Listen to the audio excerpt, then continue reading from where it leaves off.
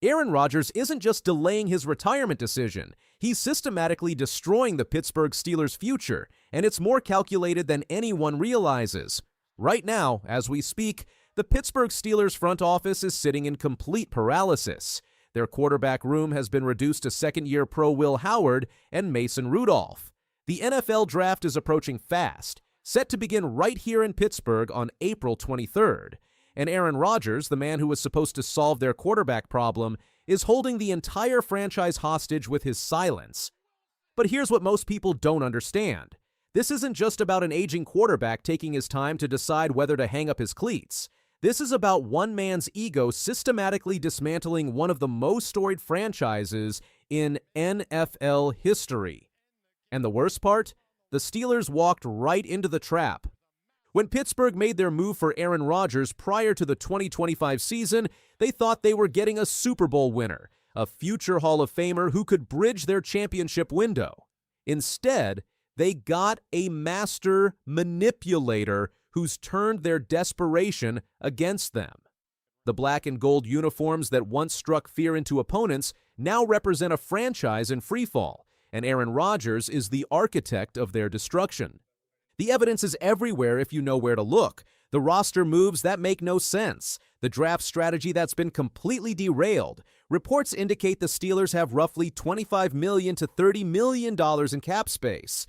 But they are stuck in a holding pattern, unable to move on veteran free agents or finalize targets like Carson Beck or Garrett Nussmeier until they know if Rodgers is returning. This isn't incompetence from the Steelers front office. This is what happens when you give a narcissistic quarterback complete control over your franchise's future. Cris Carter, a Hall of Famer who's seen every type of player dynamic in his decades around the NFL, didn't mince words on his fully loaded podcast when he called Rodgers selfish and self-centered for what he's doing to Pittsburgh. But even Carter doesn't understand the full scope of what's happening here. This goes way beyond selfishness. This is strategic destruction. The Pittsburgh Steelers built their dynasty on toughness, on blue-collar work ethic, on players who put the team above everything else. Franco Harris, Terry Bradshaw, Jerome Bettis, Troy Polamalu, Ben Roethlisberger. These weren't perfect players, but they were Pittsburgh players. They bled black and gold. Aaron Rodgers has never bled anything but Aaron Rodgers green, and now he's proving it on the biggest stage possible with an entire franchise hanging in the balance. To understand how devastating Rodgers' power play really is, you need to understand how the Steelers got here. This wasn't supposed to happen to Pittsburgh. For decades, they've been the model of organizational stability in a league full of chaos. The Steelers' front office under Kevin Colbert and now Omar Khan built their reputation on making smart, calculated moves. They don't overpay for free agents. They don't chase headlines. They draft well, develop players, and maintain a culture that transcends any individual star. That's how you win 6 Super Bowls over 5 decades. But Ben Roethlisberger's retirement left them with a problem they'd never really faced before. For 18 years, they had their franchise quarterback. Big Ben wasn't always easy to work with, but he was their guy. When he walked away after the 2021 season, the Steelers suddenly found themselves in uncharted territory. The Kenny Pickett experiment was a disaster from day one. The first-round pick out of Pitt looked overwhelmed every time he stepped on the field at Heinz Field. Local kid, local college hero, but NFL quarterback. The pocket presence wasn't there. The arm strength wasn't there. The leadership wasn't there. By year 2, it was obvious that Pickett wasn't the answer. That's when the Steelers made their first critical error. Instead of sticking to their principles, instead of building through the draft like they always had, they panicked. When Aaron Rodgers became available after his stint in New York, the Steelers convinced themselves they could make it work. They even went as far as hiring his former head coach, Mike McCarthy, specifically to appease Rodgers and maintain the offensive control he craves. The gamble initially seemed to pay off. Rodgers led the Steelers to a 10-7 record and an AFC North title in 2025 on a one-year, $13.65 million deal. But after a wild-card exit, the leverage shifted. Now, specific reports from insiders like Jerry Dulac suggest Rodgers is squeezing the team for a massive raise, potentially seeking closer to $25 million to $30 million for the 2026 season. The problem started immediately. Rodgers didn't want to run a system he didn't control. He wanted his own terminology and approach. The Steelers, desperate to make their investment pay off, gave him everything he asked for. They changed their entire offensive philosophy to accommodate one player.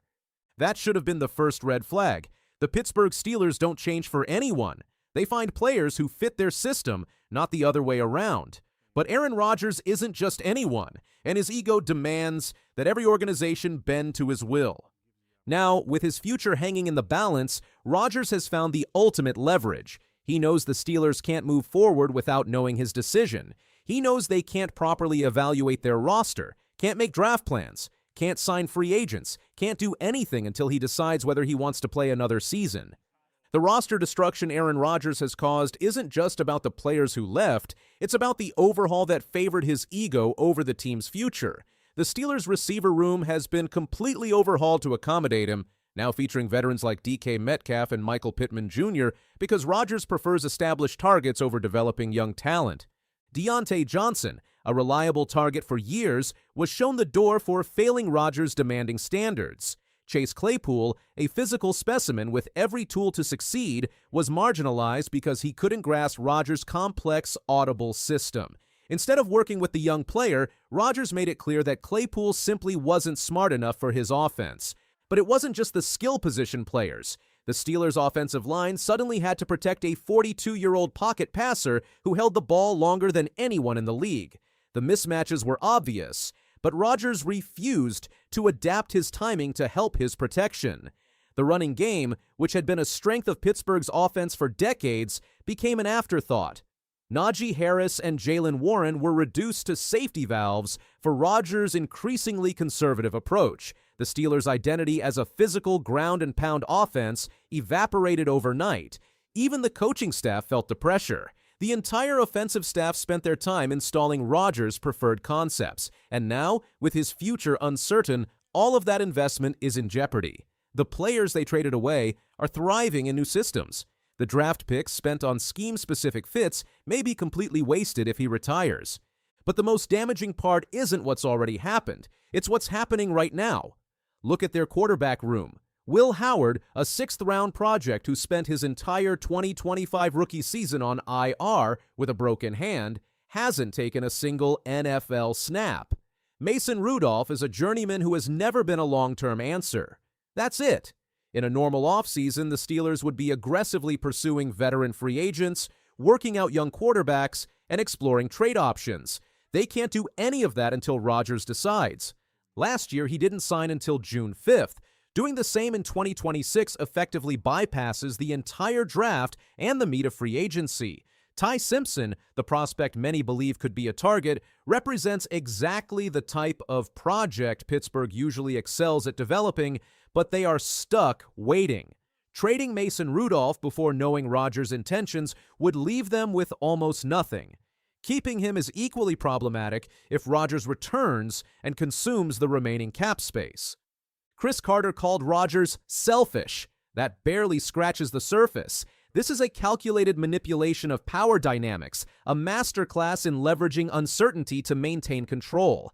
He ran the same playbook in Green Bay and New York. Now he's applying it to Pittsburgh, where the Steelers don't have the luxury of time, trying to maximize what might be Mike Tomlin's final seasons as head coach. The silence is the weapon, and it's working. By refusing to commit, Aaron Rodgers is betting that the Steelers' desperation will force them to meet his demands for a $30 million payday. He is holding the organization hostage from a position of maximum leverage, creating a public relations nightmare where the team must defend him while he actively harms their interests. This saga represents more than poor management. It is a case study in how one player's ego can dismantle decades of institutional excellence. The Steelers built their dynasty on the principle that no individual is bigger than the team, yet Rodgers has forced this storied franchise to abandon its values. The financial implications are staggering, as every day of delay costs Pittsburgh critical opportunities in free agency and draft flexibility. The most tragic aspect is how preventable this was. By gambling on a quarterback with a history of conflict, the Steelers exposed their own desperation and proved their principles were conditional. Rodgers didn't break the Steelers by throwing interceptions. He broke them by proving that even the most stable organizations can be manipulated. Whether he returns or not, the pieces of Pittsburgh's culture may never fit back together again.